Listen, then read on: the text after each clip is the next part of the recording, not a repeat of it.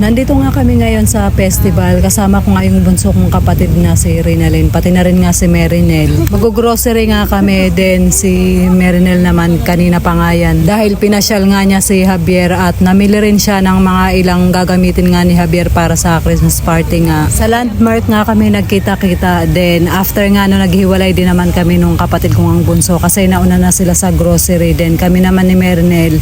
Dumaan muna kami sa Maysilin kasi maghahanap nga siya ng wallet. Actually, meron na nga siyang napili nga doon. Sabi nga niya sa akin, mamili na nga ako at siya na nga ang magbabayad. After nga naming makabili nga ng wallet, dumiretso naman kami dito sa Save More kasi andito nga yung bunsong kapatid na si Rinalyn, pati nga yung asawa nga niya. Halos patapos na rin nga sila mag-grocery nung dumating nga kami ni Merinel. Medyo nahirapan nga kami ni Merinel na hanapin nga sila kasi nagpaikot-ikot pa nga kami. Kasi nung time nga na to, ang dami din talagang tao. Parang nagra-rush hour na nga sila para nga sa paparating nga na holiday or Pasko.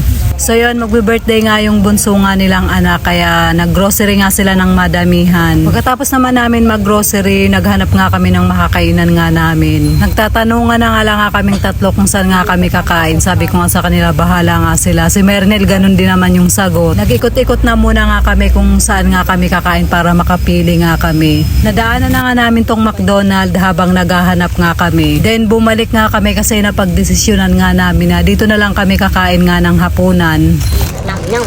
Baby, oh. Ay, tayo to pala. Kain tayo. May chicken curry dyan na ano? Extra. Asan yung resibo? Nandiyan sa... Sayang. Sa din yun. Gago baka naman na yan dyan. Hindi. Asan ba?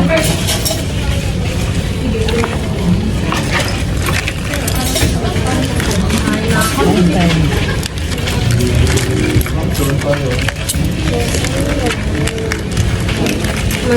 Tawag ka. Kaya mo siya.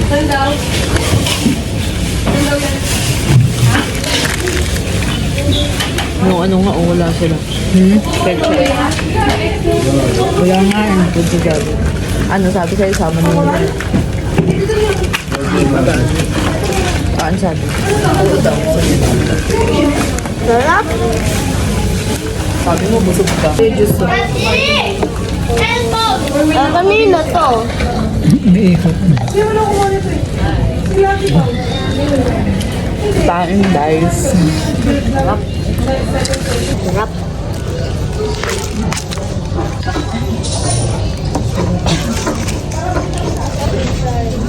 Tapos na kami.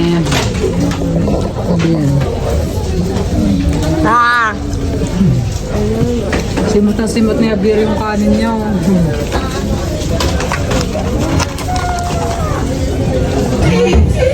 Paplansyahin ko pa pala yung uniform na to. Napapasuro ni Xavier, ah.